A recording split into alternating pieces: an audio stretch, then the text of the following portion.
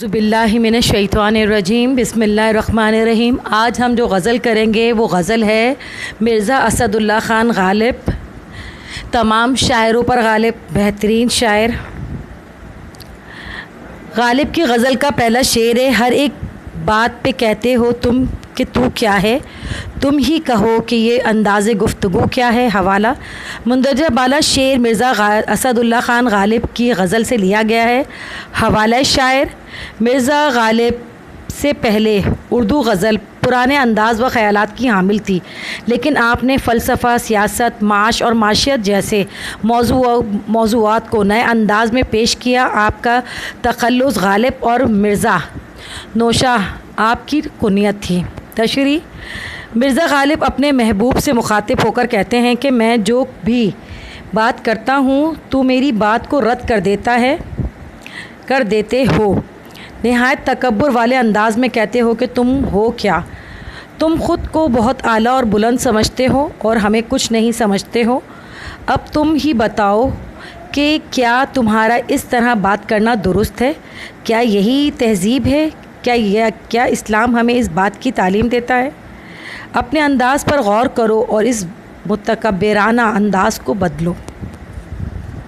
दूसरा शेर है, चिपक रहा है बदन पर लहू से पैरहन, हमारी जीत को अब हाजते रफ़ू क्या है। हमारी जीप यानी हमारे गिरेबान को अब हाजत रफ़ू क्या है। इस शेर में शायर अपने हालत दीवानगी का इजहार कर रहे हैं। उन्होंने इस बात का इशारा नहीं दिया कि वो लहू लहान किस तरह हुए, मगर ये कहते हैं कि हम इश्क में दीवाने हैं और ज़माने ने ये हाल कर दिया है कि हमारा सारा बदन लहू लहान हो रहा है और खून बहने की वजह से लिबास बदन के साथ चिपक गया है, इसलिए हमें अब गिरेबान सीने की कोई ज़रूरत नहीं है। तीसरा शेर, जला है जिस्म जहाँ दिल भी जल गया होगा, कुरेदते हो जो अब राख जुस्तजू क्या है। मिर्ज़ा असदुल्ला ख़ान ग़ालिब इस शेर में कहते हैं कि जुदाई की आग से मेरा सारा बदन जल चुका है, यकीनन दिल भी बदन के साथ जल गया होगा। अब तुम मेरे पास आए हो, अब जो तुम मेरी राख को कुरेदते हो तो क्या तलाश कर रहे हो? तुम्हारे हाथ क्या आ सकता है? अगर तुम्हें मुझसे इतनी उल्फत थी, इतना लगाव था और मेरा दिल इतना ही अजीज़ था तो जलने से पहले इसको बचाने की कोशिश करनी चाहिए थी। अब क्या फ़ायदा इस बात का। शेर नंबर 4 है, रगों में दौड़ते फिरने के हम नहीं कायल, जब आँख ही से न टपका तो फिर लहू क्या है। एक बेहतरीन शेर है, कहना चाहिए तमाम शेरों का ये सरताज है इनके।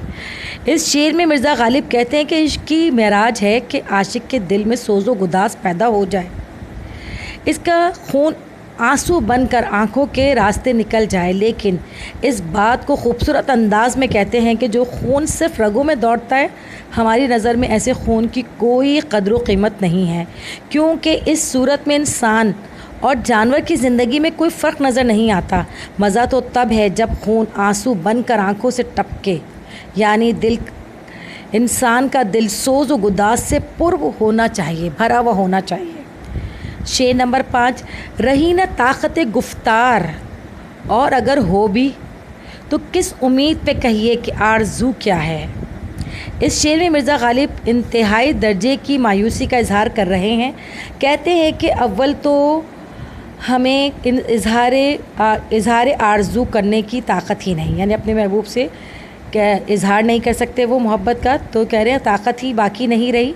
लेकिन अगर ताकत हासिल हो भी जाए तो हमें उम्मीद नहीं कि वो हमारी ये तमन्ना पूरी करेगा। लिहाजा बेहतर है और मुनासिब यही है कि खामोशी रहे, यानी कि ज़रूरत ही नहीं है ज़ाहिर मोहब्बत की। उन्हें मालूम है कि उनका महबूब जो है वो कभी भी इनकी इन बातों पर तवज्जो नहीं देगा।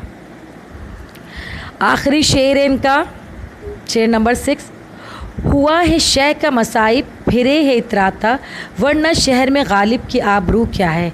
इसका एक छोटा सा किस्सा भी है कि एक कहना चाहिए कि सिपाही जा रहा था बादशाह का, बहादुर शाह ज़फ़र का, तो इन्होंने उसको कह दिया, उसको देखकर कहा कि हुआ है शह का मसाइब फिरे इतराता। बस जी वो गया, बादशाह से शिकायत कर दी उसने गालिब की। तो गालिब को जब आ गए सिपाही पकड़ने के लिए दूसरे, और उन्होंने कहा बादशाह ने आपको बुलाया है, उसी दौरान इन्होंने फ़ौरन ये दूसरा शेर बना लिया कि वरना शहर में गालिब की आबरू क्या है।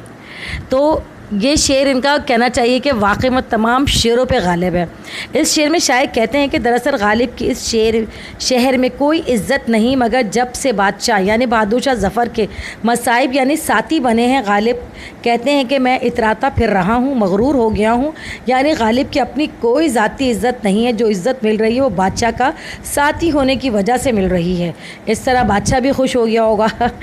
ऐसे ही आला अशार हैं जिन्होंने गालिब को तमाम शोहरा पे गालिब कर दिया है। अब आ जाते हैं दर्जा झैल सवालात के जवाबात की तरफ। नंबर 1, मक्ता में शह का मसाइब कहकर किस से तंज़ का निशाना बनाया है? मक्ता में शह का मसाइब कहकर गालिब ने ख़ुद को तंज़ का निशाना बनाया है। इस गज़ल में कौन कौन से कवाफ़ी इस्तेमाल हुए हैं और रदीफ़ की निशानदही कीजिए।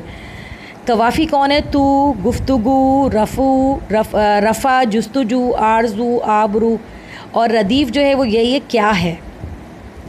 गालिब के कलाम की 5 खुसूसियात बयान कीजिए। नंबर 1 है गालिब से पहले उर्दू गज़ल पुराने अंदाज़ व ख़यालात की हामिल थी। नंबर 2, गालिब ने फ़लसफ़ा, सियासत, माश और माशरत को अपनी गज़ल का मौजू बनाया।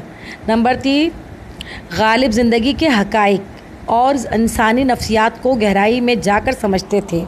खालिद हो गया यहाँ पे, लेकिन गालिब होगा, सही है जी। नंबर 4, बड़ी सादगी से गहराई की बातों को बयान करते थे। नंबर 5, इनके दौर के हालात का पता चलता है। अगर हम इनकी शायरी को पढ़ते हैं तो इनके ख़तों से, इनके अशार से हमें उस वक्त के हालात का पता चलता है। अब यहाँ पर है सही जवाब पर निशान लगाइए। ये मैं पहले भी बता चुकी हूँ, 5 के आपके जो पेपर आएगा उसमें भी ऐसे 15 आएंगे। इस गज़ल के मक्ते में मौजूद है शायर का तखल्लुस, ठीक है जी। और इस गज़ल में लफ्ज़ पैराहन के मायने हैं लिबास, पैराहन इस्तेमाल किया गया था। हुर्फ़ हरकत का मजमुआ जो शेर में रदीफ़ से पहले आए कहलाता है क्या? काफ़िया, सही है। रदीफ़ से पहले जो आता है वो काफ़िया है, जो मैंने अभी आपको बताई है। कवाफ़ी जो थे सारे काफ़िए थे वो। इस गज़ल के रदीफ़ कौन है, क्या है? इसके बाद सही और गलत के निशान लगाइए। गज़ल में मतला नहीं होता, गलत बात है। मतला के दोनों मिसरों में काफ़िया ज़रूरी है, बिल्कुल सही। काफ़िया एक जैसा होना चाहिए मतला में। मतला यानी पहला शेर। काफ़िए से पहले आने वाले अल्फाज को रदीफ़ कहते हैं, गलत। एक बंद में 2 मिसरे होते हैं, गलत। एक बंद में 2 मिसरे क्या होता है? पूरी कहना चाहिए कि बंद में तो 2 या 2 से ज़्यादा मिसरे होंगे तो बंद कहलाएगा, वरना कहलाएगा ही नहीं।